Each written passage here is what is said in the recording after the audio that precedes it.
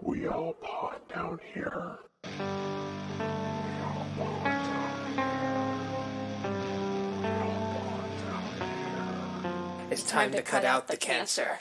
Welcome to We all pod down here. My name is Dan. And I'm Brittany. And today we are going to talk about Malignant. This film was originally done in 2020, but they halted the release. I believe it was supposed to be August 2020, but they halted it due to the COVID-19 pandemic. It was, I don't know if it actually came out in theaters, but we watched it on HBO I believe Max. it did. I think it did too, but we watched it streaming on HBO Max because we're cheap. So it's an almost 2-hour movie. I went in completely cold. I didn't even watch the trailer. Same. I thought you said you I had watched knew it. it existed, but pretty much from watching the Sopranos movie on HBO Max. Oh, because they did a little... Because They did like a teaser? No, it's just like you see it there. Oh, like, okay. Like the option to stream it. Got it. It's just kind of there. So we're going to do something a little different today. We didn't do a real deep dive into this movie. We just kind of took notes while we watched it, and we watched it just a few minutes ago. Yep, this is incredibly fresh. Like, we just pulled ourselves away from this. I don't know if pulled away is the right word. Pulled away. Pulled away implies that we liked it. Let's just be right up front that we aren't going to be very ran nice away to this. from this very quickly. Yeah, so anyone who loved this movie, I apologize in advance. I am not here to yuck anyone's yum. If you liked it, that's awesome. I'm glad you enjoyed it. This is just our opinions. And granted, we're going to be constructive. Like I always like the idea that, I'm always constructive, so are you. We like something, we dislike something. Ultimately, it's just our opinion. If you disagree, cool. All good. So I just want to make it very clear, because I know some people get real funny about, like, just let people like stuff. Well, I'm all for also just let people hate stuff, too. And so... You can't possibly like everything. And really, if you liked everything, things would be pretty darn boring. Yeah, for sure. But yeah, so basically, again, went in totally cold to this movie. I did know that it was directed by James Wan, who has done all the Conjuring movies just about. He's done the Insidious movies. He's done the Saw movies. Co-creator of Saw, and yeah. And also, again, just going to fully disclose, neither of us liked either. Saw is trash. Dan has opinions about Saw. I didn't hate the first one. I know that you did, but I didn't hate it. I thought it was a good concept. I thought it was very much trying to be gross just to be gross. Sure, and conceptually, the idea is fine. It's not the greatest. It's not the most unique thing ever. Execution-wise, what it ended up being, it put horror back negatively like a couple of decades. Because it literally is just gore porn. It kind of invented the gore porn thing. Yeah, because you had movies that were farther back, obviously, like things like Salio and... Oh, God. But Salio, I felt like, wasn't gore porn as much as this movie is just being gross to be gross. Well, there's plenty of movies that, obviously, way preceding Saw that were gory as all hell. That's fine, as long as it has a proper context or whatever, and it's not just about that. Saw is literally gore porn. And it had a thin plot. It was one of the most lowest common denominator, brainless pieces of tripe I've ever seen in my life. And a lot of the other things that, like horror, so quote-unquote horror, and that James Wan has done is on the similar vein. Conjuring, no way. Not a fan. Yeah, Insidious, utter trash. Did you actually watch the Insidious movies? The first one. You did? Okay. I barely made it through it, but I watched it. No, because I've watched all of them. They were very... The problem I have with all of these movies, they're very average. They feel like they're fancy camera work and... Which fancy camera work is fine if the story backs it up. That's but my problem. They never have a story that holds up. Yeah. The writing is very, like I said, lowest common denominator. It's not meant to appeal to somebody like me. I fully admit that. This is not designed to appeal to me. This is designed to appeal to general audiences. It's very low-hanging fruit, lowbrow, and I enjoy my lowbrow stuff here and there, but these movies are borderline insulting to my intelligence. Yeah, and so to get back to the actual movie as opposed to us ranting about everything else. Well, they have some commonalities in the fact that this also kind of insults your intelligence a little bit. Yeah, so basically, for whatever reason, I decided this movie was called Malevolent, and just, I feel like I saw, the M, and then the T, and my brain just was like, that's the name of the movie, Malevolent. And then I went to look it up, and I was like, oh, this is definitely not, and these are definitely different letters in there, so reading's hard. But my first thing when we first go into this, we see this building that I am just had decided immediately, like, okay, there's Arkham Asylum. Pretty much. Because that's what it looks like. It looks very much like Arkham Asylum, like a idealized version of Arkham Asylum. There's a lot of different versions of Arkham Asylum. But... And before we forget, I guess we should throw this out, that we were thinking about doing some of these movies without spoilers. This is going to have spoilers, because there's no real way to talk about this in depth without spoilers. Mm-hmm. So, spoiler alert. Yes, spoiler alert. Yeah, so we come in, we see this creepy building. Dr. Weaver is who we meet. She's recording, talking about how Gabriel's basically out of control.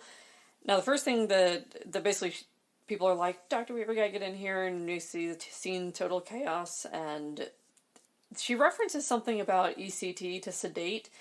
So, I'm assuming because they were talking about I have a psychology degree, and I should be able to pronounce this, electroconvulsive shock therapy. There is very good use for that, and there's a reason to use it. Sedating someone would never be the use. So immediately from just a psych side, I'm just like already annoyed.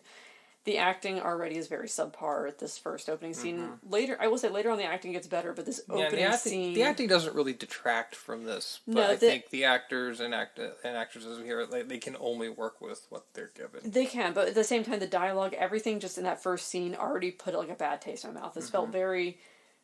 like, I don't know, it just felt very average. It's like Kif from Futurama. Ugh.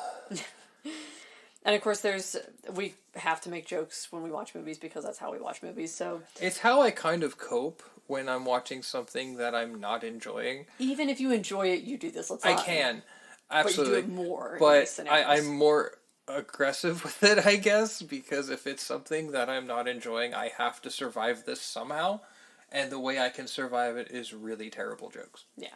So basically, something obviously is going to hell in this room. The doctor's running by. So a guy comes in immediately with like a shotgun, or I guess it's a dart gun. It's supposed to like a tranquilizer. Mm-hmm. And he's like getting it set up, and he goes to open the door, and his arm immediately gets grabbed in. Immediate Jurassic Park vibes right there. At the exact same time, Dan and I both scream, "Shoot her!"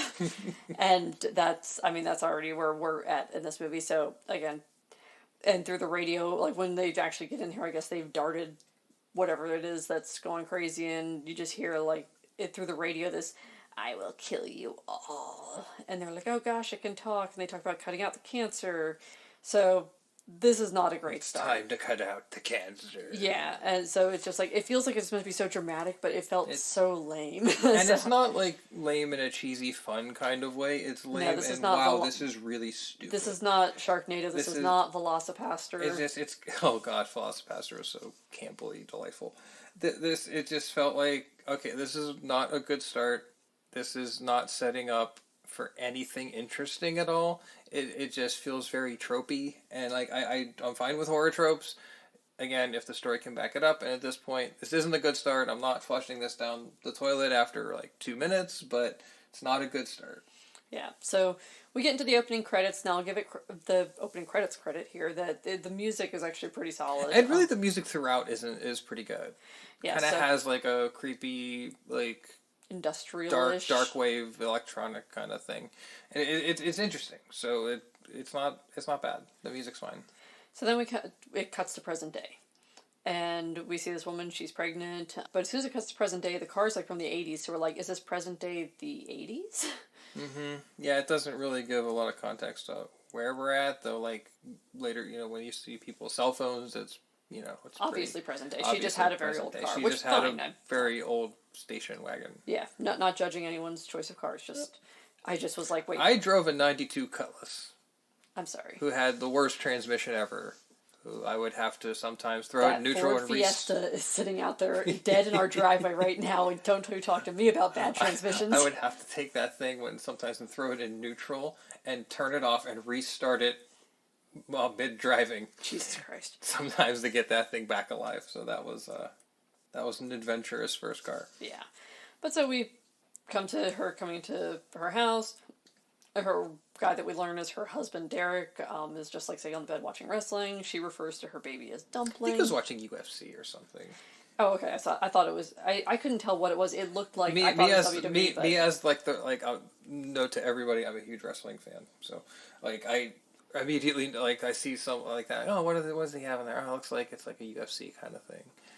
If it was wrestling, I would have been like looking up what match they was watching. Yeah, but anyway, so they, he makes some reference to his children dying inside her and how she should stop getting pregnant and like Typical abusive shitty asshole boyfriend kind of thing. Yeah, and it's so he's the husband in this one, I guess. yeah, husband. But they didn't really reveal that at that point. Really, they didn't really talk much about whether it was boyfriend / husband much early on. Like, No. But we do find out you eventually. find out that later Derek's it the was, husband. but it's kind of like probably something they should have established at this point. But yeah, this guy, he's just a typical abusive jackass who. He mentions later about something about like he stopped drinking for her and like he's getting better, and I'm just like, all right, Here we go. But yeah, so he's though it's funny when he says about his the children dying inside her. I'm like, oh, I guess it's good they're not in Texas once again. Oh boy. But yeah, I'm just like, you both suck at this point because it's like she comes in kind of with like I understand like she's under some duress and everything, but she kind of comes in with a cruddy attitude. Yeah, which again. But one of the things he says is like, like if you're feeling this bad, you shouldn't be working. And he's not wrong. Yeah, part of me's kind of like, well, he's not wrong. If she's had multiple miscarriages, maybe you should be on bed rest and not working. Mm-hmm. But he wasn't wrong. He's not wrong, but he's still a piece of shit. Absolutely, but he's this one time a correct piece of shit. Mm-hmm. Well, blind squirrel found the nut. Yep. But it's like they really need to establish like your protagonist here as somebody who he's gonna garner some form of sympathy towards, and they're trying very badly, and I just don't feel it. Like she has some duress, she's had some bad experiences in her life. Obviously, I just don't care. Yeah, I don't care about this character in any way, shape, or form. Nothing's made me care about her just yet. So, and it's like they gotta get your buy-in pretty quick if they're gonna start jumping on like that kind of like quote unquote heavy stuff that early. Yeah. Like there's no build on the character. It's just all of a sudden boom. Yeah, and it's like it feels very contrived and it just doesn't work. Well, and basically what happens is he ends like she kind of like I think he does something where he touches her stomach. She's like, stay away from her. She pushes him. He pushes her like way harder. She does kind of a little shove and smashes on the wall. Yeah, her head smashes into the back of the wall. This when she locks the door, her head's bleeding, whatnot. She goes to sleep in the bed. He's sleeping on the couch, and then of course, like every horror film ever, stuff starts rattling around, and the blender turns on. Which that's fine. I'm not freaking out or like overly negative about that. They have to kick it off with something weird. Yeah, but it just felt like this movie was nothing but tropes, so I'm gonna hate on it because of that. For sure, because it had established that there's nothing unique about this, and it's been pretty lazy storytelling to start, and the fact it's just like very tropey and very predictable. Yeah. I don't like predictable unless it's like something silly and intentionally stupid. This movie takes itself seems to take itself relatively seriously. Sometimes I question myself throughout this: are they serious? Like are they kidding? Are they trying to be ridiculous and ridiculously like absurd, but just failing really bad at it? Or are they really taking themselves seriously on this? I really don't know, and neither of them work. Yeah. Oh, and we should establish, going back just a little bit, that at the very beginning where they have this guy, Gabriel, they can't control, and he's talking through the radio, and they're like, oh my gosh, he can talk. And like lights are moving and shit. So it kind of gives you the vibe that whatever this thing is has like some either like some like telekinesis of some sort, supernatural ability of some kind, which again, shock and awe. Yeah. So then while this guy's on the couch, the blender turns on. But when I first heard it, I thought the vacuum had turned on, and I'm thinking my first thoughts again, just seeing this movie cold going in, that I'm thinking that the baby inside her is whatever this demon thing was, and it like went into her baby. I'm thinking, oh good, the kid's starting to already pull its weight, it's vacuuming, like isn't gonna be so bad, I guess. It's doing chores before it's even out of the womb. Yeah, I was like man, go kid. But yeah, no, it's just a blender. Like the next coming of Satan, then at least they're tidy. Yep, Damien is here. So anyway, so we see shadow person thing just like hanging out on the couch at one point. Yeah, just hanging out. And then Derek's dead. So, like, it, like, all of a sudden just, like, grabs his head and, like, smashes it into a wall. Yeah. And you're just like, I was like, oh, guess Derek's gone. And then, like, they show him, like, then they show the body. Yeah, it's like his head snapped in, like, 90 degrees. Yeah, and, like, the bones, like, jutting out the side. Like, I've seen that kill many a time. Yep. But the crazy part is, so she wakes up, and this is when she finds, you know, Derek is dead. But when she wakes up, you see the blood on her pillow. It's like she's still bleeding in the back of her head. And I'm like, you didn't go to a hospital? You went to bed with a head wound? Like, and does no one, like... While you're pregnant? Yeah, while you're pregnant. Like, no one thought to go to the doctor? Like, we're thinking, like, this person is not very swift. Like, she's, you know, a couple fries short of a Happy Meal. Yeah. But so then when she finds him dead, the shadow person chases her up to the bedroom. She's like, runs away. Somehow the shadow... I'm, like, taking notes being like, okay, so the shadow person was super fast up until it came time to catch her and then didn't, which later we kind of find out what's going on with all that, but... Yeah, like, some little things here and there make sense later. Yeah. But so she, you know, they're screaming, so I guess the cops get called, but when she gets back into the bedroom, this thing, like, kind of comes in and smashes her head against the floor, and I'm like, good, more head trauma, that's what everyone needs. Mm-hmm. So, now the cops are here. And at this point we have, let's see, the overly happy crime scene person. Oh, of course, there's always the person who just loves their job of looking over mangled corpses. Yeah, so, and this woman, apparently she's Romanian. I looked it up. It's Ingrid Basu. Now, she didn't play it badly, but again... No, she did a good job. It's a very... Oh, okay. Yeah, we're here with it again. We have that character who's going to try to add some form of comic relief. And sometimes that character is wonderful. And I'm okay with that kind of character. But the dialogue was just not good. It was just there was nothing really funny. There was nothing really that there was like one or two funny parts, like when later he said, like the one cop says to the other cop, he's like, you know, like whatever his name is, he's like, are you still here? And he's like, no. And I giggled a little, like it's stuff like that where it's kind of like you get a chuckle out of me, but I mean, I'm not going into this for a funny movie either, so I'm not taking it down from that. No, it's just part of the overall stinky package. Yep. But so then we're at the hospital. It turns out this is the sister. Initially I wrote friend because I wasn't sure who was like waiting in the hospital with her. Yeah, sometimes like in this flick it's hard to, you don't really identify who this person is in the whole overall narrative. Well, you do. It's just, it's not, like, immediately obvious, which fine. I mean, like, I'm not expecting every movie to instantly be like, oh, hi, I'm blah, blah, blah, sister. Yeah, you don't need someone with a name tag. But. Yeah, so, like, initially I just am like, friend is pretty calm about all this trauma that, you know, she's, apparently her husband's dead. She found his dead body. She was attacked. Mm-hmm. And she's just, like, seems not so upset about this. And I was like, all right, that's a little weird, but whatever. And then she's, you know, when she looks at her stomach, she realizes she's not pregnant anymore. She's lost the baby. But correct me if I'm wrong. And this is a medical thing that probably neither of us know, but even people after they, like, go to full term, have the baby, they still have, like a little bit of, like, definition there. Maybe. I'm definitely not the right person. I know, but I just would think that, like, she was, like, completely, like, flat normal. Like, she was showing well enough that I wouldn't think even if it wasn't, like, overtly showing, but showing enough. Yeah. Now, granted, I'm sure, like, you know, she would know that, oh, hey, there's nothing inside me. I'm sure you would feel that, but granted, we also don't know, like, there's never an indication of what state at this pregnancy she's actually But she was definitely showing enough that you immediately were like, she's pregnant. Yeah. But I sat there and I was like, they could have just lied to her and given her Damien, like the, you know, kid from the Omen situation. Yeah, be like, oh, sure. Like, kid died during birth, so let's just hand over this other kid and just pretend it's yours. Sure, why not? So that's where I always thought we were going, but we didn't go down that route, thankfully. And I'm just sitting there being like, all right, you've had, like, they mentioned that she's had, like, 3 miscarriages in the past 2 years, and I'm just like, all right, it's time to foster and or adopt a child, because there's plenty of children that need homes. Yep, it's at that point. I love when, this is amusing to me, when the sister comes in like, this plush, like, overtly, like, Disney-ish princess character costume, and apparently she says, the one cop comes in, introduces himself.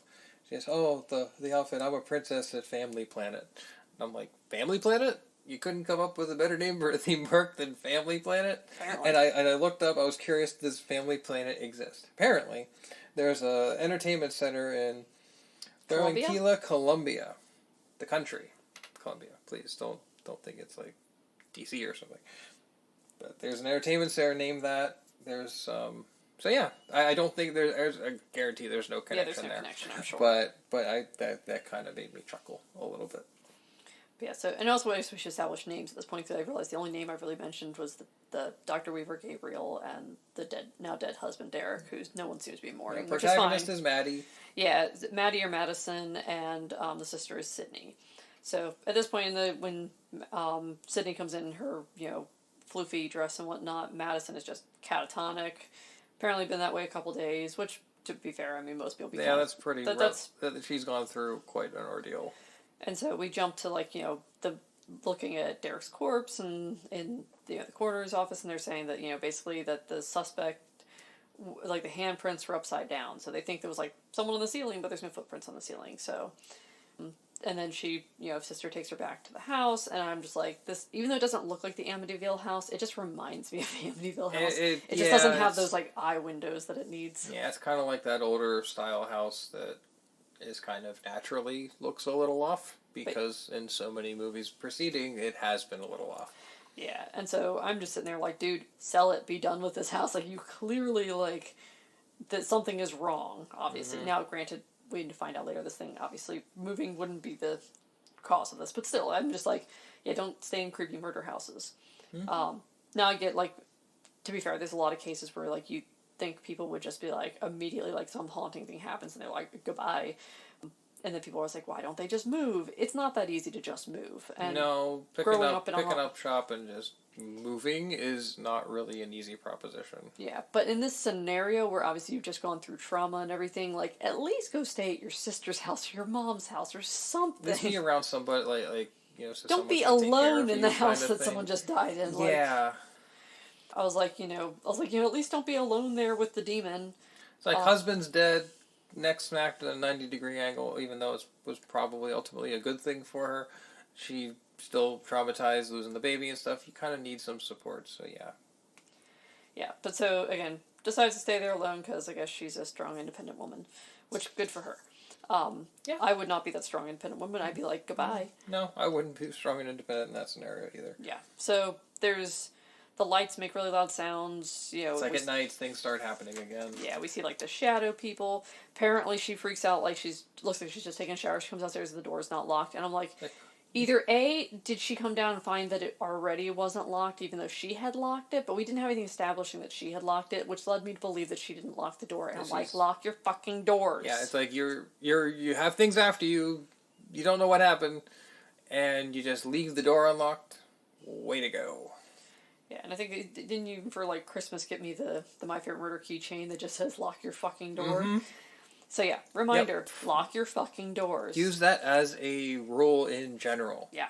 Always lock your fucking doors. Side note, my mom's ex-boyfriend got really mad at me one time because I had a force of habit. Whenever I walked inside, I always locked the door behind me, and I locked him out one time, and he was, like, really pissed at me. He's like, why would you lock the door? I'm like, because I always lock the door when I come inside. But I knew he was outside. It was more just like I've locked you out too. I mean, you've locked me out. Yeah, but like we have a sliding glass door that goes. And I'm okay with it because lock your fucking doors. Yeah, we've done it before, and then we usually just look at the other with like a puppy dog face. And usually the dogs are outside too, and we're like, hello, let us back in, please. Yes. And of course the back door's open, and I wrote down, I'm like, tropes for years. Because, I mean, like, what, this movie doors unlocked, is so filled with tropey. Yeah. Like, it's just dripping with trope. And I'll take that if it's a good story. Tropes there are things that can be trope heavy that are really well done. Like, I mean, if you want to talk about one that was intentionally, like that Cabin in the Woods, even though we know what Cabin in the Woods is, it's meant to be absurd. Yeah, and so I'm okay with it when it's incredibly tropey, but it was intentionally that. This, I don't feel like they're trying to be tropey, it just is tropey. Yeah, and so I'm sitting there writing this, I'm like, get better locks. Though, granted, why would a demon/ghost need to use locks, or use the doors anyway? So, but again, we'll find out. This is not trying to be logical. Yeah, so I'm assuming at this point that this is like a demon-ghost situation. I'm convinced at this point that Maddie is just an idiot. There's knocking sounds, there's water dripping, she runs upstairs, because that's always a smart idea. And at one point she, like, leans against the door, but, like, presses her face against it, and I just yell at him, like, here's Johnny! because it looked just like the scene, and Yeah, her it hair was, she's like the dark. camera shot, and the hair looked just like it. Yeah, so I was just like, And I with was like, the okay. door locks too, we also immediately Ellie! thought Jurassic Park. Ellie, what about the door locks? Yeah, so if it's not a Seinfeld quote, actually, I don't think we have a single Seinfeld reference in here yet. So she's like, it's all in my head. And of course, the next day, everything's fine. And of course, I'm like, yes, of course. The moment, like, the sun comes up, somehow nothing bad can happen. So, like, the things are evidently chasing her around the house and stuff. And they do this, like, overhead camera that looks like, essentially, they tore the roof off the house. And you're just looking down. Which isn't a bad concept. So she's running around, and it looks like an old NES game, like the old Legend of Zelda games or something. Except those games are fun, and this was not. But it was a good concept, and the execution wasn't terrible. But again, most of this movie is at this point is just mind numbing to me. So, and this isn't saving it because it feels like they're just doing these weird camera angles, these weird kind of like effects and stuff. They're making up for the lack of a good story. And that's what a lot of bad horror movies these days do. They do all these special effects and bad, annoying looking CG and stuff like that to cover up that the story is shit. There's no good story. And that's where we're at. Yeah, so at this point, it's the next day. Again, daylight, everything's fine. We see her rapidly installing all these locks and plywood on the windows and shit, but apparently only like the downstairs one, so she's upstairs, and I guess what we can gather is that her sister can't get in, so she climbs up to like the second floor to get in. She sister has a heart-to-heart moment with her, saying how sad she's about the baby because, you know, she always wanted a blood connection with someone, and she tells her how was adopted when she was like 8, which I'm just like, okay, and like they make it look so dramatic, like as if this was like, it's like she told her like, oh, by the way, I was adopted because I previously was a demon and murdered my whole family or something. Like it just like it sounded like it was gonna be so much more serious than it was. Yeah, not very well executed. Which I could see being shocked if your parents tell you you're adopted, but it's like she knew, and why would you keep that from your sister? Like, what's the game plan there? Like, I don't know, None of this made any sense. It just seemed like a weird thing to, like, keep secret. But granted, maybe some people feel better keeping that secret, but again, no one ever let this slip to the sister. Why? Yeah, it doesn't make any sense. Yeah, it doesn't really seem like, I don't know. But I don't know why they kept it a secret. That's their business, I guess, not mine. So I'm then immediately at this point, I'm like, oh, so Maddie's probably that kid from the beginning that we saw. And then we jump to a tour guide in underground Seattle, which, FYI, that is a real tour you can take. It's kind of cool because the city actually legitimately burned down in 1889, and they just built a new city on top of it. So it's cool. I think that that's something people should go check out if you live in that area and somehow haven't. So of course we're down in the underground. Now I thought that this was Maddie, and I'm like, okay, Maddie's a tour guide. It's not Maddie, apparently. So similar hairstyle. Yeah, but like, similar hair color. I thought it was like they look similar, but she looks a little older. So I'm sitting there, I'm like, of course creepy shit's gonna happen, and of course she walks towards the creepy shit. Like, she just turned out the lights down there. She unplugged all the cables and stuff. Yeah, she turns out the lights. She just walks into the dark hallway without turning the lights back on. Yeah, thinking she hears someone, and I'm like, okay, I can see, like, if the lights went out on their own, but the lights didn't go out on their own. You turn them off. Just go turn them back on before walking into the darkness. George Carlin would say, "What are you, fucking stupid?" Yeah, pretty much. She gets the lights back on quickly, and it seems like there's nothing there, but then all of a sudden there's this demon thing, and it ties her up in some attic somewhere. And at this point, now we get to the point that Gabriel has called Dr. Weaver. So Dr. Weaver from the very beginning, we know it's Gabriel based on the creepy voice and whatnot. We see Dr. Weaver has obviously gotten older. She quickly looks for her patient book. And so this is when I was like, oh, this was not Maddie in the Seattle Underground. Demons running through the house. There's high-pitched noises that make the lights flick. We jump back to Maddie, head's bleeding and whatnot. She goes to put laundry in the washer, and then I was expecting something to grab her at this point. Mm-hmm. Like, I was expecting something to just like grab her and like pull her into the washer for whatever reason. The dirty clothes revolts. They do, yes. So, but then it seems like she has a vision. The house changes around her, and the CGI is not good. I think it's a cool effect. It's a cool idea, like a transition between like reality and not reality. But it just feels like a distraction. to me. In the context of this movie, in a different movie, I feel like that could have worked though. This like the way like everything just like fades away and like it morphs. It's like an amorphous blob kind of like transition kind of thing, and it's not great. The special effects aren't great at all. Which I could accept that from a lot of movies, but in this day and age, with the budget this movie has, yeah, this is a mainstream horror flick. So you, unfortunately, these days expect too much CG out of a mainstream horror flick to cover up the lack of story sometimes. But it was just hokey. Yeah, and again, yeah, I would be fine with it if it's like a lower budget movie, but it was not. So that's my problem with it. So we watch what we assume is Gabriel at this point. You know, Gabriel, I guess. I've decided at this point that I was like, okay, I guess Gabriel's a demon or something. Anyway, so we see him fucking up Dr. Weaver. He takes the trophy, one of her trophies, and just like beats her to death with it. Apparently when the cops show up, we find out that he's taken the top half. Which, the trophy itself looked like a sword. Like a dagger. Like a dagger, yeah, like a medical dagger kind of like thing. It was a dagger and had like little like swirly things around it that... Like the snake and stuff like that. Oh, was it supposed to be the snake? I think it was supposed to be like the medical symbol. Got it. Then we jump to like Maddie's puking, and at first I'm like, oh god, she's pregnant again with Demon Child or something. That's not the case, apparently. She's all upset because she saw Dr. Weaver die. You hear they're talking about it on the news. So apparently her vision really happened, and now it's like, gosh, what's going on? We jump to a scene of Dr. Weaver's friend on a phone call.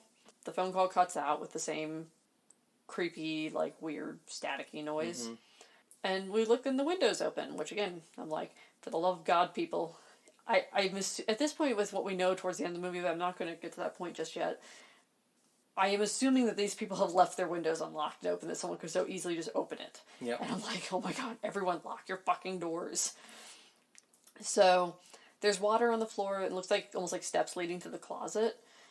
So, the window's still open at this point, and he's walking into the closet. Like, my first course of action, you don't want to turn your back on the window, shut the goddamn window, lock it, and then at this point, go check, like, get a light and go check out your creepy closet, see if someone's in there. Like, maybe take a weapon with you, I don't know. That might be a smart idea, who knows. But anyway, he goes in the closet, nothing's there. He cleans up the water on the floor. While he's closing the window, we see a creepy demon thing behind him. And then we have another trope. We go, like, we see his feet are on like, at the edge of the bed. He's sitting down on his bed, and we're under the bed, and we're like, the monster under the bed. Well, the monster's gonna come under the bed and grab him and pull him down to hell or something. Yeah, but fortunately that part doesn't happen. Nothing happens. We get to, like, where it's close to his feet, and it's like, oh, maybe, oh, nope, his feet are on the bed. So, obviously, once your feet are on the bed, nothing bad can happen. Of course not. Because, like, anything that comes out of under the bed is automatically nullified as soon as you are on top of that mattress. Well, that's what I fully believed as a child, so to be fair. I remember, like... Until you see Freddy Krueger. Yeah. Or from Poltergeist, that creepy clown thing under the bed. Yep. But yeah, as a kid, though, I was, for whatever reason, of all the weird things to be afraid of, I was terrified of lava. And I grew up in Maryland. It's not like there was, like, a risk of a volcano very much there. No, you're not having volcanic eruptions in that part of the world. Yeah, so, like, you know, obviously I'm sure anything weird can happen, but in general, that's not, like, an active concern. Sure. So, I'm terrified of lava as a kid, and for whatever reason I felt safe on my bed, because apparently, obviously, if lava got to the second floor of my fucking house, I would have been fine, apparently. Of course, because I was on my bed. Yeah, well, like, your bed's gonna float away. And, yeah, we all float down here. And yeah, see what I did there? So I remember once I, like, I guess rolled around enough in my sleep that I fell out of bed at night, but I don't remember, like, I woke up on the floor. I didn't, like, wake up when I fell out of bed, and I woke up and just, like, freaked out and jumped on the bed, and it's, like, daylight. Like, for whatever reason, I was like, oh god, no, the lava! So the floor was always lava for me, apparently. So then, of course, we go into the next trope after we go to Monster Under the Bed. It's a dark and stormy night. Always. Isn't it always a dark and stormy night? It has to be. It's a requirement, I guess. I've been talking a lot. Was there anything you wanted to add at any of these parts? I know you started to fall asleep partway through this movie. Yeah, we had to rewind a little bit because I was just over it. You were drifting. It's just overtly predictable. Nothing really interesting is happening. We're calling this as it's happening. And I want to be constructive and stuff like that. You know, I just don't want to complain just for the sake of complaining, but the story is just doing nothing for me at this point. and it just has every single ingredient of lowest common denominator trash. Just I just this wanted to make movie sure is there wasn't awful. like, because I wrote basically like the whole thing out pretty much like as I was watching it, and I just wanted to make sure I wasn't like running with this and you were like, I have things to say too. Nope. Just this making sure you're not This missing is not something. doing it for me at all. Yeah. So At we're back to Maddie then after with the dark and stormy night shit and with the bad CGI, the room falls apart. For whatever reason this demon looks like its hair is always wet, and of course I'm just thinking like from the American version of The Ring, which is crap, but so go actually watch the Japanese version. Yes, please. Bingo. So I'm sitting there and I'm like, okay, at this point this was my thought. Like I stopped the movie to write this down because I was like, here's what I'm thinking now. So I'm guessing that Maddie was a little girl from the beginning, and that Gabriel was her attached twin that was attached to like the back of her head, and that's how this thing got released because she hit her head on the wall, and now it's been like reactivated or something. And not too much longer before that, I'm like, is this like her imaginary friend from hell or something like that? And they mentioned that like, oh, is this your imaginary friend? Yeah, so like we like kind a of couple minutes after that. Yeah, and this movie was very predictable. And I am no sage. I don't have any kind of powers to see into the future. We've both seen, and I'm sure most people listening have seen, a lot of horror throughout their life. Have seen a lot of stuff. Maybe not, and if not, that's totally cool.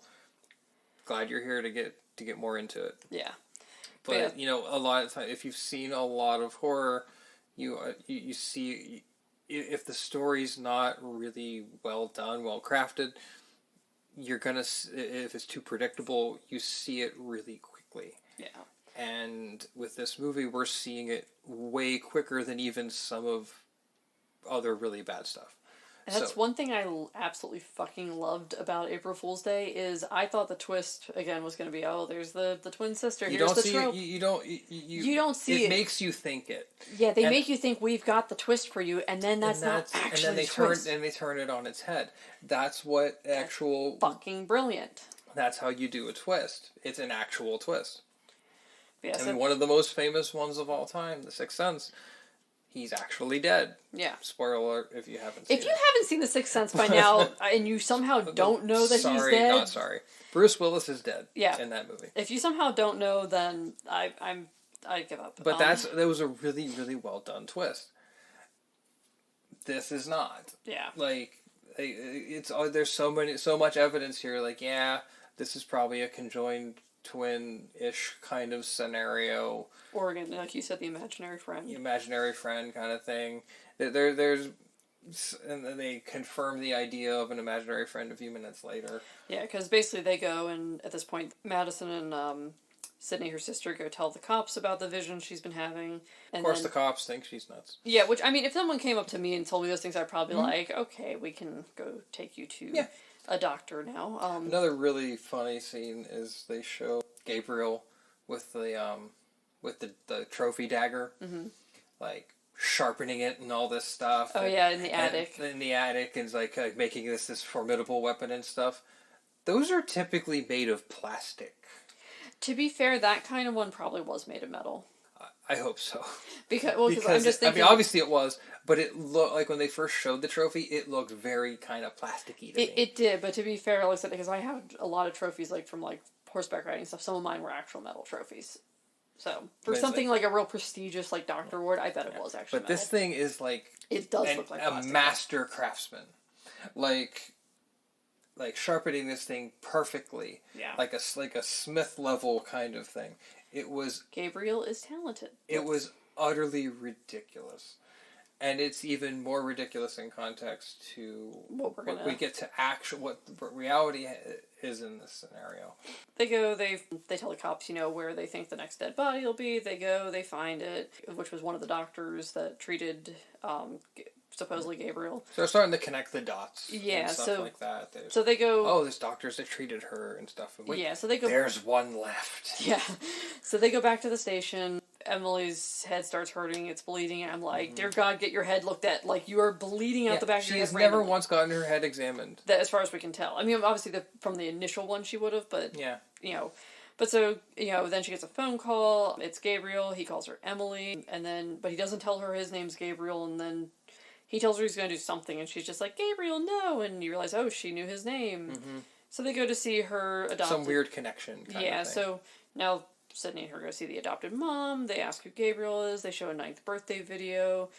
Gabriel's sitting there telling her shit. He's talking on the phone toy to her. We assume it's Gabriel. This is where the imaginary friend thing comes up. Yeah, so they keep thinking, like, it was your imaginary friend. Like, before they even went to this tape, like, imaginary friend, maybe?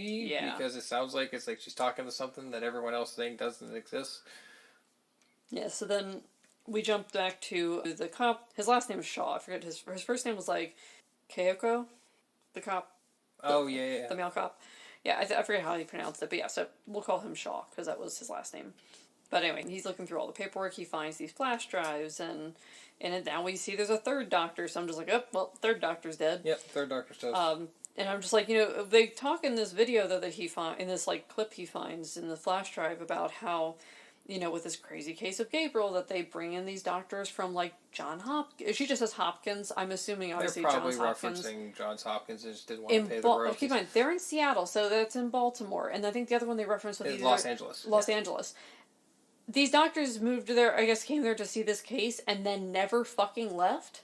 Everyone just stayed in Seattle. Convenient. They just stayed in dreary Seattle. Like, yeah, convenient. Yeah, you would leave Johns Hopkins for... They all stayed within a couple square miles just to get dead. Yeah, pretty much. So yeah, anyway. It's just utterly ridiculous. And this case is long since gone. This is like supposed to be like 30 years later or something crazy. So anyway, so again, I'm like, okay, now he's gonna die. Again, convenient, they all stay in Seattle. Newsflash, he does. Yeah. So then the cop finds him dead in the tub. The demon thing attacks the cop, runs away. He does some fancy parkour shit down a fire escape. Yeah, the cop's trying to chase him, and he just busts through a bunch of bricks and like. Yeah, they're in underground Seattle, and he's just like. He's basically this thing is basically playing Nightcrawlers again with the Nightcrawlers. Exactly, but like when it's going in the sewer, it wasn't smart enough to take all its clothes off and hold it above its head. So when the water comes, you don't get your clothes wet. Again, it's always sunny. We gotta all we need now is the Seinfeld reference. We'll find it. It's gonna be in here somewhere. But yeah, so I'm like, maybe this is supposed to like be real deep and represent the underground of like her mind or something, and then I'm like, God damn it, stop trying to be deep and shit. This movie sucks. We know there's never gonna be any depth to this whatsoever. Yeah, so then he's trying to find Gabriel, the demon thing. This carriage, there's like all these carriages and stuff, and one gets almost pushed into him. I'm watching this at one point. I'm like, did he even attempt to call for backup? Like at any point did he? If I'm chasing this fucking demon thing that just killed someone, at least on my little radio, I'd be like, I need backup going to the Seattle Underground. But now, to be fair, I think it was also this like, at the spur of the moment, you're on a hot pursuit. You probably think anything else you do other than the chase is going to make you lose the perp or whatever. Possibly, but I feel like that has to be protocol or something, because if they don't know where you're at... But he's the rogue cop. He has no protocol. Jesus Christ. Anyway, then Gabriel gets away. The cops are telling Maddie about her past. They say they want to have a hypnotherapist come in that helps with our repressed memories, and I literally just write, ugh. Because... Another Kiff moment. Ugh. Yeah, but so... Except no Zap Brannigan to just be like the overt chauvinistic jerk. But yes, because the thing is, again, my degree's in psychology. That kind of thing is not something that cops normally do, because of the fact that those repressed memories, while there are reasons to have hypnotherapists come in for that, and people that are psychiatrists or psychologists can take a look at that kind of stuff, this is not something you would do in this kind of scenario most of the time, especially for the fact that your mind, if it can't basically connect the dots, it will just connect the dots. Whether it's, so like if the dot was supposed to be connected with a blue marker, and it can't find a blue marker, it's just going to connect it with a red marker, and it's going to make a false memory. And so there have been people that have been put in prison for this, because they were like, oh, this person was like, they were raped or they were molested by their dad, and it turned out that none of this was true. So there's reasons to do it. This is not a time I would ever call that in. So again, that's just me going on my little soapbox. Thanks coming from my TED Talk. But it's again where this movie is just not very well thought out, not very well constructed. The script is weak, and the whole construction of where this is going. And I can accept like the willing suspension of disbelief and all that for an enjoyable movie and whatnot. I can do that to an extent. But stuff with psychology always really fucking annoys me because of, I know, that or like they have like stuff that's wrong with snakes. I'm just like... It's also a snowball effect at this point, because that's something you might not notice as much if you're not already in a very critical state of what this is. Yeah. And the snowball's already huge of junk and just rolling down very fast. So, like, you kind of start to nitpick to a degree, naturally, because you're not finding a whole lot to like, and it just keeps piling on and piling on and piling on. Yeah. So... And this movie is just dragging. Yeah. And it's like, and it tries to go at a fast pace. So... At this point, while we have her sitting there in the, the chair, remembering this, it's like, did Gabriel follow her home? What on earth is happening? No one believes her. This is like, the memories that she's having, like, during the hypnosis session. So we're trying to figure out who the hell Gabriel is, like, who's talking to her on the phone. At one point he tells her to go cut into the cake because there's going to be a surprise. At least that's kind of how it's implied. You don't hear Gabriel talking. So she goes to pretend to cut in the cake, and she just stares at it for a minute, and all of a sudden she realizes she's in her parents' room. So we find out that Gabriel wanted to kill Sydney, essentially, because her mom was pregnant with Sydney, and he realized that basically he wouldn't be needed anymore, because Sydney was going to take his place. So, again, this is feeding more into me being like, yes, this is obviously a brother, conjoined twin, something. So, killer is either imaginary friend or brother, we don't know. The woman that's in this attic place breaks out. No, this part I didn't actually see coming. When she breaks out and she takes one step and just falls through the fucking floor. Apparently, this was Maddie's attic. Yeah, I'll give credit where credit's due. That part was good. Kind of like, oh, all this crap was happening in the attic. Yes. Did not see that coming. Yes. You think they would have heard something. Well, they did. Remember, you kept hearing noises and stuff. You heard some weird noises, but like when it went on the long crafting thing of making the weapon and all the grinding and stuff like that. Maybe it was while she wasn't home. I don't know. Maybe. So...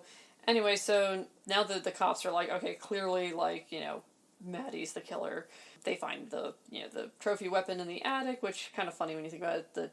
They always say, serial killers take trophies. This one literally took a trophy. They literally took the trophy. So, again, they're interrogating Maddie. All the lights blow out except for the one above them. Again, half this movie, I'm like, convenient. It's always something so fucking convenient. Then Gabriel calls them on Detective Shaw's phone. Apparently, he asked, what Maddie used to call him. She said she called him the devil. Her sister Sydney goes to figure out what's happened. She's driving up to what looks like Arkham Asylum. Mm-hmm. And it just immediately becomes, dead of night. It's just, it was daylight. Even if the sun was starting to go down, it's, dead of fucking night. She parks the car. It's, dead of night. Moon is very obvious in the shot. And when she parks, it's, right at the ledge of a big drop off of a cliff, because this place is built on the edge of a cliff, and she just parks about looks like about half a foot from the cliff, just so nonchalantly. Yeah, dude, I'd be worried it would give way. This place is ancient. No one's taking care of this, so we're watching this and we're like, all right, when's the Joker going to show up? She goes down the bay. There's graffiti everywhere and shit. They say "Welcome to Hell" in one of it. Which a place like this, like an old abandoned asylum. Oh, of course I'm expecting graffiti and stuff like that. So this was okay. She goes down to the basement and all the records are there. There's boxes upon boxes of records, and I'm like, there was all this fucking graffiti, and not one of these fucking kids would have taken these records from this kind of stuff. Let's think about it. These records are all in the basement, the bottom of this thing. You think mildew, this place has been shut down for. It looks like decades, and so all these paper records would have been not in good shape. Yeah, but they are in pristine fucking condition. It doesn't look like there's a speck of dust on them. VHS tapes. Yeah, they find VHS tapes that look like they were literally just made, pristine, no funk, no degradation, and these things, not like they were in airtight containers and stuff. They were in cardboard boxes. Yeah. So again, none of this is realistic. If it weren't for kids, even if somehow kids didn't steal them, nature would have done something to this. Yeah. So anyway, again, now we kind of are flashing back and forth between Maddie's in jail. She says, "I'm not supposed to be here." We go back to the records room with her sister. And it's again, I wrote my notes, it's dusty as hell down here, but there's nothing in the no dust in the box. So then we jump to Sister watching the video, which for 1 second we were like, how the hell is there a working VHS player at this place? But we jump back, it's actually the mom's. It's the mom's house, and I could see, a mom in that kind of scenario having a VHS player. We have a VHS player. Yeah, but I just, in general, I could see that didn't, I wasn't oh, no one would have a VHS player. Though I wonder if there's like any young kids that watch this and they're like, what the hell's that? That makes me really sad. It does, me too. Then we find out that her biological mom was like 15, she'd been raped, and carried the pregnancy to term. Apparently, the mothers, or what would be Maddie's grandmother, apparently called the pregnancy a transgression against God. And I wrote down, I was like, what the fuck? Thought you cunts wanted the rape babies to be born. I think the only character I might feel any like level of sympathy towards is that the mother, like the natural mother. Yeah. The other thing I thought, though, after I wrote it down, was I was like, maybe it wasn't the pregnancy, maybe it was like Gabriel was the transgression against God. You know, that's why they call him the devil. Like, maybe he was supposed to be like a demon, really. But anyway, Maddie's mom says, you know, that basically how Gabriel says he's abomination, just protect Emily, which we find out, obviously, Madison's real name is Emily. So yeah, we've realized now at this point that the mom was the one in the attic, because it jumps to the cops and they find her name, and it was like Serena, I think, Serena May. But yeah, so that's Madison's birth mom, but that's immediately what the cop says. He's like, this is Madison's birth mom, and I'm like, because there's no one else on Earth with this name. No one else with the last name May? Yeah, and I'm like, okay, yeah, I realized you could be like, okay, but that's probably why she was in the attic and stuff, but it was just like, that's a pretty big leap for a detective to take. You'd think you'd be like, this could be Maddie's mom or something, and then look into it. But yeah. So we jump to like a video of Emily/Madison. The doctor says that Gabriel's been given a sedative, and now Emily's sleepy too, so of course I'm like, I'm fucking right, this thing's attached to her. And then, like, they're very conveniently not showing the back of her and stuff like that. Because of course. But yeah, so the, and also it was funny, I realized, like, at the very beginning of this movie, like, when we see, like, the opening, like, the companies that produce the movie and everything, it does kind of like the old, like, weird tracking stuff that, like, VHS tapes used to do and stuff like that. Oh, yeah. And all I could think of watching that and then, like, these scenes, I'm like, they're trying to, like, partially rip off The Ring, too, at this point, because that was all the VHS tape shit. Yeah. Which, again, that's I wouldn't, like, if the movie was really good, I'd never sit there and harp on that point, but it reminded me of that a bit. Yeah, it's a minor little... I did write down, I was like, come up with your own ideas, damn it! But... there haven't been many good, unique ideas in this so far.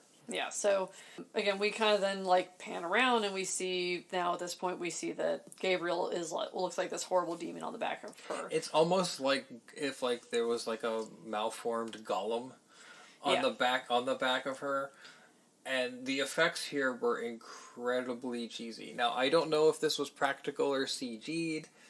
It looked like it could have been practical. It could have been practical. I hope it was practical, because, like, it wasn't... I immediately laughed.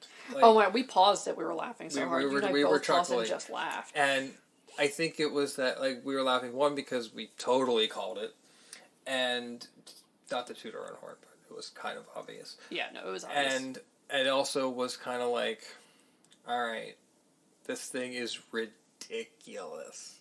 Like, utterly ridiculous. It was funny, though. Yeah, well, then, of course, I decided that I was like, okay, so Detective Shaw, he was going by K, is what they kept calling him, and then I started thinking K from Men in Black, and then this Gabriel demon thing had, like, it looked like it had, like, two weird little fingers, and it reminded me of those little aliens that always be like, K! Those guys were the best. So then I'm thinking that, so again, we're just cracking up at this point. So then at this point, we kind of are jumping back and forth between these videos and learning what happened to the jail cell where, you know, there's all these women that are getting ready to beat the shit out of Madison. But here's the thing. All the people in the jail are, like, very stereotypical. Yeah. They look like... they try to make them look like the obvious stereotypical sex worker. And it's just kind of like, okay, we understand. This is like a local, like a holding cell or something. And the thing is that they say... the one woman has, like, the most pronounced awful mullet. Yeah, the one though, I could have sworn she looked like she had from Austin Powers, like Foxy Cleopatra's outfit on. Yeah. I was like, oh my gosh. As soon as you said Foxy Cleopatra, I thought, like, I'm Foxy Cleopatra and I'm a whole lot of woman. Yeah, so it's just like wonderful, wonderful character. Oh, absolutely. But yeah, but her outfit looked just like her. They are about to beat the shit out of Maddie. They're saying stuff. I remember one of the things they say is like, you know, did you get lost on your way to the country club? And I was just like, she's not dressed that nice. She looks like she doesn't look like she's like. She looks like she just is very. She looks very average. Yeah, very average. She didn't look like that. She was wearing some like real fancy. Maybe some of these people look literally dirty. Yeah, like they had like grime and dirt all over their arms. It was and stuff very. Like that. It was a little much, I think. Yeah. But anyways, they start beating the shit out of her, and I guess at this point, now, all of a sudden, like, she starts, like, the lights start flickering, people are like, what's going on? And at this point, then, I guess now we've seen that apparently Gabriel is, like, within her, which that part I didn't realize was going to be the case. Because I thought his mind was there, but literally the reason that there's been blood on the pillows, that was apparently, like, he has been grabbing the back of her head, and, like, we find out that, like, basically when they... Oh, I guess we should mention that Gabriel, like, the cut out the cancer thing is Gabriel was the cancer. They literally were cutting... They cut out all they could. And whatever was left that they couldn't, they kind of just crammed it into her skull. Because apparently there was a lot of room. Yeah, and I'm just thinking that I was like, you didn't notice, like, any scars on your back? Because you think that would leave a lot of scars. Yeah, all the stuff they cut off is, like, there's nothing recognizable. I guess she's never looked at her back in a mirror, ever. Yeah, but you'd feel that, something. I don't right. know. But the point is if that... you scratch your back, everyone scratches their back, you'd feel something weird. Yeah, because they literally are basically slicing off part of her back at this point. It's like they're cutting her up. Yeah, but so and Gabriel... they very gratuitously cut her up. Yeah. But so, I guess basically she, like, from the back of her head, whatever Gabriel is, like, starts, like, kind of, like... I guess it almost looks like he's breaking the bones, but I guess, like, and it says bones snapping, like, in the little, like, subtitles. Yeah, but it's like he's I guess he was almost more like he's dislocating. But again, like, when he dislocates all the joints to walk backwards and stuff, at least for her walking backwards, and then snaps all back, she doesn't feel a thing. Yeah, you've dislocated your shoulder. It's like a very slight dislocation of my shoulder, and I was in high school playing hockey. I was a goaltender, and someone came and rammed me really hard, and my shoulder popped back. So, and it felt that pop, and then someone hit me from behind, and then it popped forward. It was not good. Yeah. So, like, it was kind of popped out a little bit, so I kind of just hit my shoulder real hard against, like, the goalpost, because the play went the other way, and it kind of just went back in, and I was fine. But I'm sure it hurt like fuck. It hurt like a mother, and it's like, you know, I had a doctor check it out, like, yeah, it looked fine, but, you know, like, I was going to feel it for a little bit. And I absolutely did. And that was very minor. This is like cracking everything and putting everything out of place. You're not waking up feeling that, like, in this tremendous amount of discomfort, at least. Yeah, so I guess what he's doing though, he's like literally he grabs like the back of her skull and like pulls it forward, and then like his face like emerges from the back of her skull, which again, your entire head's being cracked open. Mm-hmm. And then like fused back together, and you're just noticing a little blood back there. Bullshit, fucking shit. You're not feeling that at all. Yeah, and again, I understand the willing suspension of disbelief. I can only suspend it so fucking far. Yeah, this was if it's a really good movie, I can suspend it a lot, but this is not. So again, movies with like supernatural things, which this is obviously trying to do with supernatural stuff, but again, it hasn't gotten you to a point where you can actually. I can't forgive because again the snowball is already blasting down. It's into goddamn Frosty the Snowman at this point. Mm-hmm. It's come to life. It's walking away. I mean, it's walking away from this goddamn movie. Not to insult Frosty. Yeah, no. The snowball's become Frosty, and he's like, "Fuck this," and he's leaving. At this point, you know, this is explaining the blood on her pillow, and so I guess it's like I've realized I'm like, okay, so she's just remembering what happens after she's home, because it seems like this stuff's happening in real time. She's seeing it happen, and then she wakes up and she's like, but it's already happened. So, and again, somehow not an ounce of blood on her. There's no evidence of this. Like, yeah, and it's like she had to travel a decent way to kill these doctors and stuff. Yeah, I mean, I know they're all in Seattle, but still, and again. So, is this demon monster going backwards into the car and driving out there? Oh, you know, let me put up Google Maps. This thing was doing fucking parkour, like, bullshit. Like, I mean, the thing is that it was doing, I was like, the amount of training and effort, I mean, I realized that this thing was, like, inside of her, and I guess it was, like, brooding this whole time, but it's, like, it doesn't make you, like, suddenly able to... And again, there's no evidence of her being a black belt in any kind of martial arts here. But, and again, I get it's supposed to be that, you know, this supernatural thing. It could also, like, you know, obviously, like, control certain things with its mind to an extent, like, if made the lights and stuff. But, like, a connected mind thing, I could buy a little more. Yeah. Because their minds were literally connected. So I could buy that a little more. All of a sudden becoming, and this thing just brutalizes all these people in the jail cell. Just Yeah. brutalizes them with like stunning efficiency Now, I and will say, technique. whoever did the stunts for that was fan-fucking-tastic. Yeah, the stunts were very well done. Yeah, it And looked that very, was- it looked that very was cool. very- Like, that I'll was give it good. that. But That was cool. yeah, this whole next part with all the stunts were just like phenomenal. Whoever was doing all of this was great. Yeah. And this is also like when I initially saw this Gabriel, I'm like, looks like he's walking backwards. I remember commenting that early in the movie, and I was like, that's weird. Gabriel / Emily / Madison, whoever we're talking about at this point, gets the trophy knife back. I've decided all the cops here are apparently stormtroopers because everyone's fucking firing and no one is hitting her / him. So all the cops are dead. I'm watching this. I'm just like, everybody's dead, Dave. Mm-hmm. Everybody's dead, Dave. Except no one's just like a pile of like little dust. Yeah. Now we jump to, this is towards the end of it, we jump back to Sydney's in the hospital trying to see Madison / Emily / Gabriel's birth mother. There's a cop there says she can't come past, but of course then obviously Gabriel's coming and is exploding lights and shit and apparently explodes the pacemaker right out of this cop's chest. I wrote down Gabriel is pissed. Apparently we find out, according to Sydney, that he fed off the fetuses to build himself up, which I'm thinking, how the shit would you even know that? I mean, it's a fair assumption. Yeah. And I know that she's just trying to get, like, Madison to take back control and, like, be angry and whatnot. It's like, I guess she has to Hulk out. And at this point, Gabriel is just talking. Like, not... No, it's through the speakers. It's through the speakers? Okay. That's what I think it was supposed to be. It looked like he was talking, but I think it was actually supposed to be through the speakers in the hospital. They made it look like that he was just talking. And maybe because he always had the talk through, like, its mind. You know, like, through the radio waves, stuff like that. It made it seem like it was just talking. Yeah, and maybe that's what they were doing, but I thought it was supposed to be the speakers in the hospital. I hope it was supposed to be the speakers, but this movie has so many things like that I don't know. Yeah. But then at this point, it appears that Gabriel kills Sydney and the biological mom. The mom also at one point says really nice things like, like, Gabriel, don't do this. Like, you were my son, I should have taken care of you, blah, blah, blah. I'm thinking, you're fucking 15. I think most people can forgive the fact that you put children up for adoption when they were 15. After you were raped. Apparently she was raped by Satan himself, though, because that's what I think Gabriel is. Just a really weird version of Krang. Yeah. Oh my god, that is exactly what it looked like. It looked like a bloody Krang. Yeah. But yeah, so at this point I'm like, the tables have turned, like, because then we realize that Gabriel did not actually kill Sydney the mom, and that, now Madison's taking control. And at one point, and I didn't really pay attention to this, I saw something about it later, that Gabriel refers to her as Madison instead of Emily, so, and we think that's, that's him, like, kind of accepting that she's taking control, I guess, or something.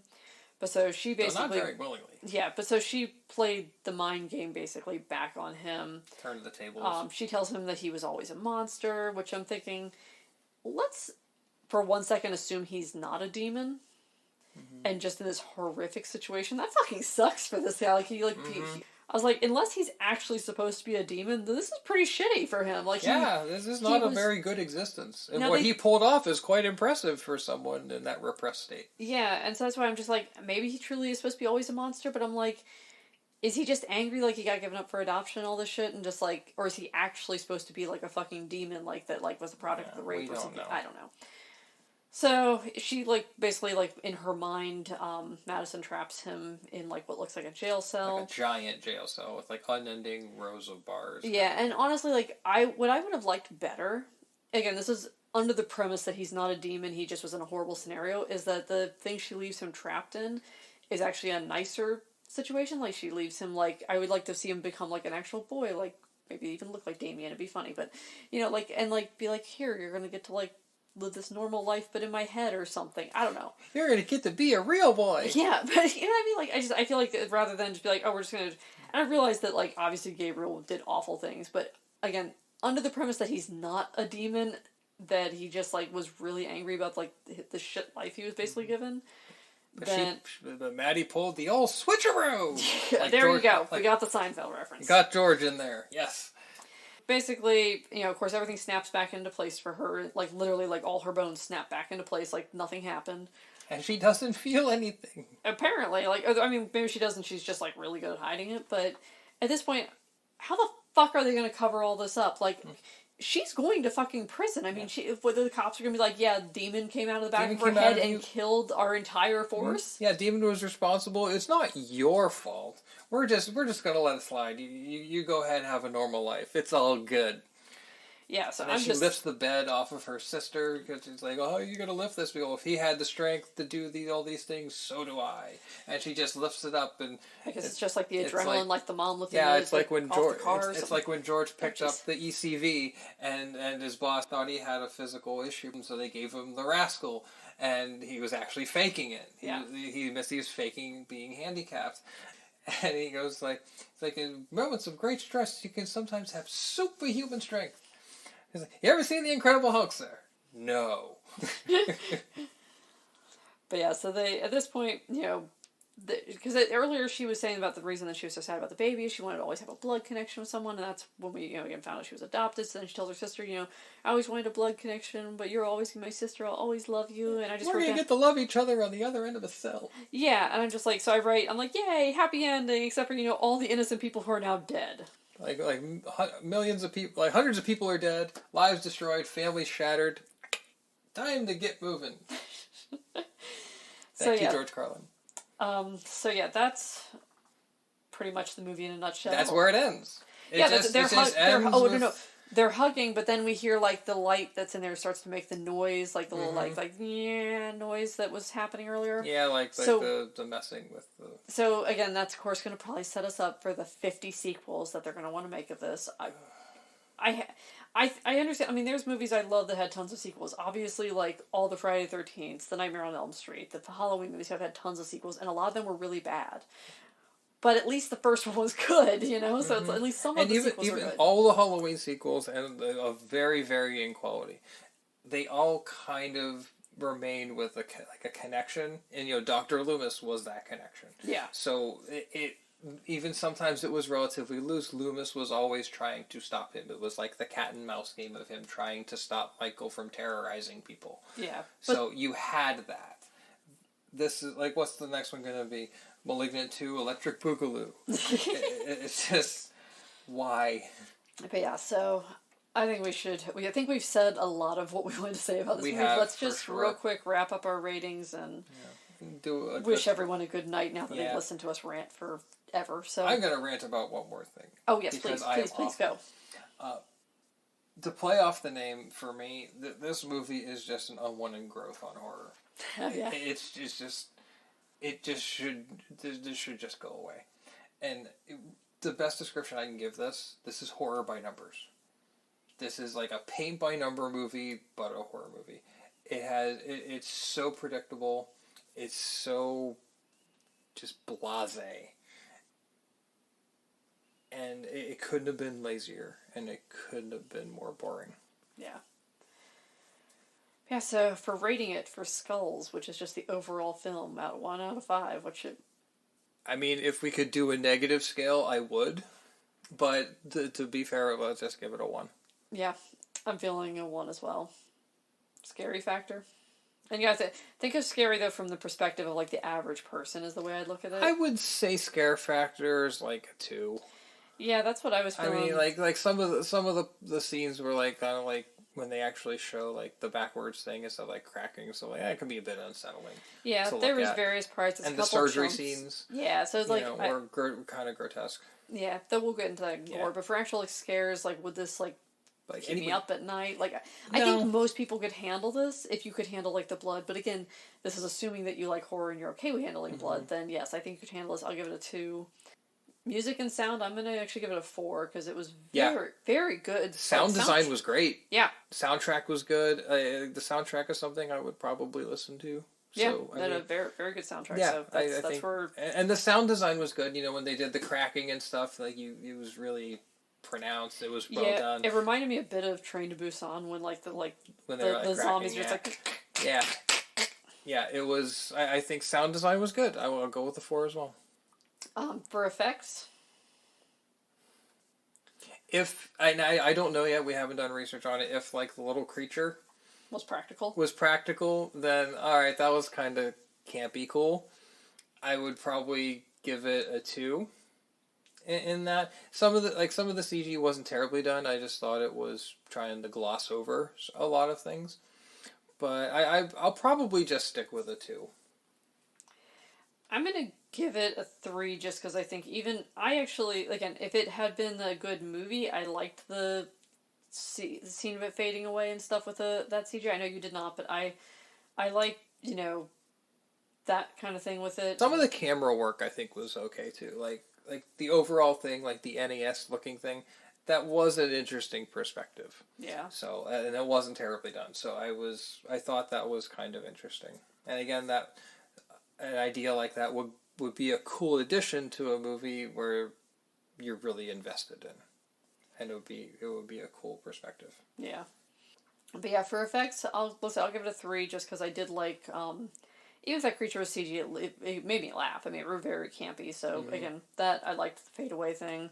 The surgery scenes and the blood and all that were decently well done, so I'll give it that. Gore factor? It does have gore, obviously. Like you just mentioned, the surgery scenes, they're pretty blatant. They're kind of grotesque.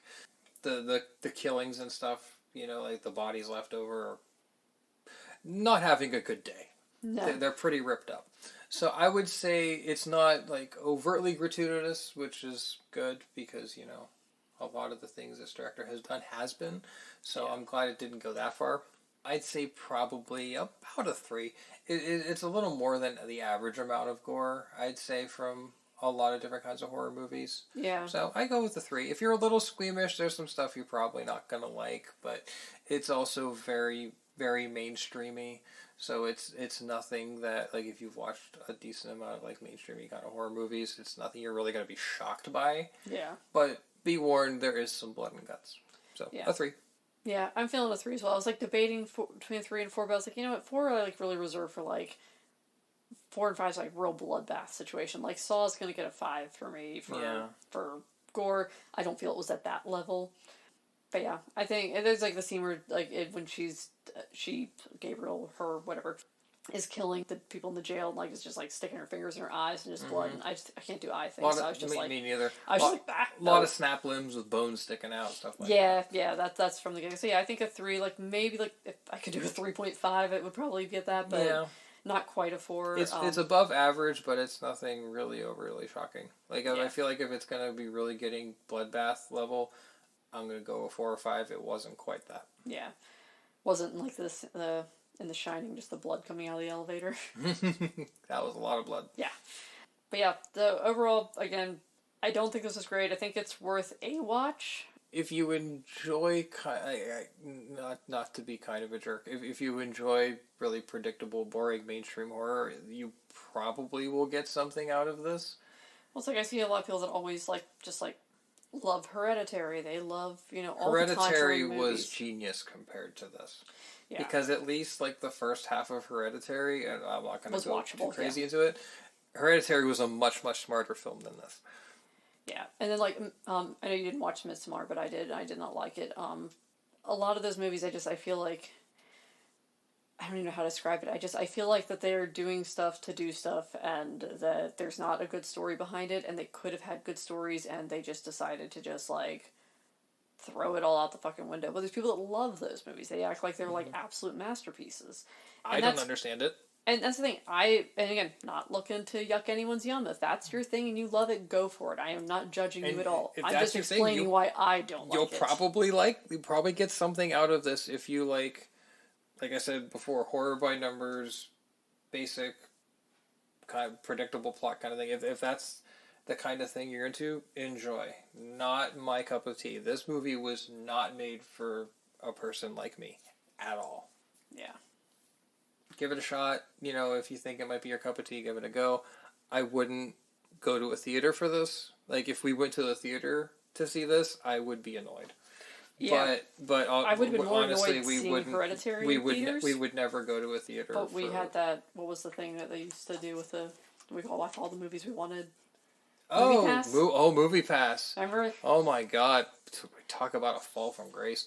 Yeah, that thing was really cool, and then really We had it for like a month and a half before it went to complete hell. Yeah, we had to cancel that thing real fucking fast. It's like, it was such a great idea that they just could not make happen. It just wasn't financially feasible. No. Like, what AMC does with their program seems to be pretty legit. Yeah, but that's because it's theirs. They know what's happening with it. They have it set up. It's more well managed. They figured out the right formula. Yeah. But yeah, so that's Malignant. I feel like there's something else I want to say about it. I can't think of it. So Run fast, run hard, run deep, but run. Yeah. All right, well, I think that's a good spot to end it. This has been We All Pod Down Here, and we will see you next week. Yep, my name's Dan. And I'm Brittany. Bye. Later. It's not a tumor. Thank you for listening. Don't forget to rate, review, and subscribe. Share with your friends and family. And check out our website at www.weallpoddownhere.com. Or send us an email at weallpoddownhere@gmail.com. You can also follow our shenanigans at weallpod on Twitter. And at weallpoddownhere on Instagram. And feel free to suggest a movie you want us to review or just something you want to make me uncomfortable with. Until next time, this has been We All Pod Down Here. Be afraid.